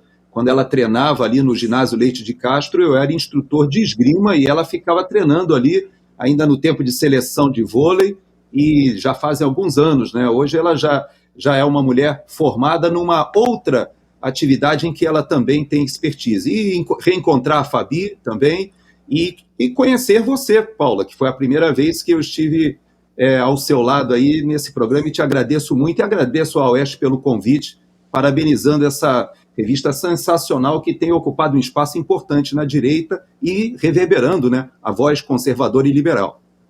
Nós que agradecemos, quero agradecer também a companhia de Fabi Barroso, mais uma vez aqui conosco. Fabi. Agradeço muito e também quero fazer as minhas próprias palavras aí, como fez o Coronel.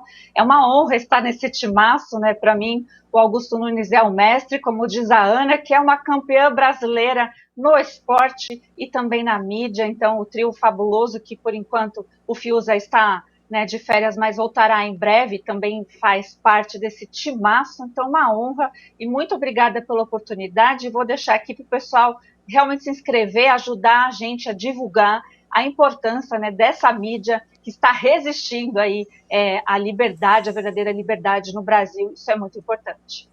Querida Ana, sextou mais uma vez, obrigada pela companhia da semana.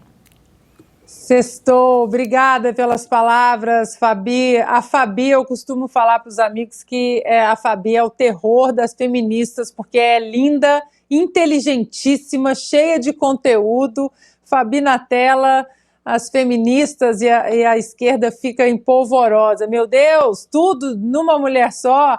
Obrigada, Fabi, pela companhia mais uma vez. Nossa querida âncora, Paula, mestre Augusto Nunes e Coronel, bons tempos ali na Urca, realmente foram muitas boladas do Bernardinho, olha, muito treinamento, muita disciplina, mas tá aí, foi uma geração que deixou saudade. E já que é sexta, Paula, eu vou fazer um convite para a nossa audiência. Eu escrevi um artigo na Oeste essa semana, que foi ao ar hoje, sobre Saul Alinsky, que é um mentor de Barack Obama e foi o primeiro nome, como essa semana foi aniversário de morte do professor Olavo de Carvalho, eu conheci Saul Alinsky através do Olavo e eu não acreditei o que de fato significa o legado perverso, nefasto de Saul Alinsky. Então eu recomendo muito para as pessoas entrarem ali no Rumble ou no YouTube. Coloca ali Olavo de Carvalho, Saul Alinsky, Escola de Frankfurt e entendam o que de fato está em jogo na nossa sociedade. Vai muito, mas muito além de eleições e de escolher um candidato ou outro. A nossa audiência, obrigada pela companhia essa semana. Bom descanso, boa noite, até segunda. Mestre Augusto Nunes, sextou, obrigada pela companhia aqui no estúdio. Vamos reforçar aqui o convite que a partir de segunda-feira o programa Oeste Sem Filtro vai ser transmitido na Rádio Estúdio 92.3 FM de Cascavel, no Paraná. Quem agradece sou eu, Paulo, pela companhia da chefe, por mais uma semana. Muito obrigado, minhas queridas Fabi e Ana. E quero registrar aí que foi um prazer enorme, né, trabalhar ao lado do Coronel Gerson. Muito prazer mesmo, é uma honra ter o senhor por aqui. Agradeço, claro, a quem nos acompanhou até agora e até a próxima semana. Eu quero deixar um beijo para o Guilherme Fiuza, que segue de férias, para Silvio Navarro, que descansou hoje merecidamente, bom final de semana, e a você que nos acompanha. Lembre-se de fazer a inscrição do nosso canal no Rumble, deixar o seu comentário, o seu like, uma boa noite, um ótimo final de semana e até segunda-feira.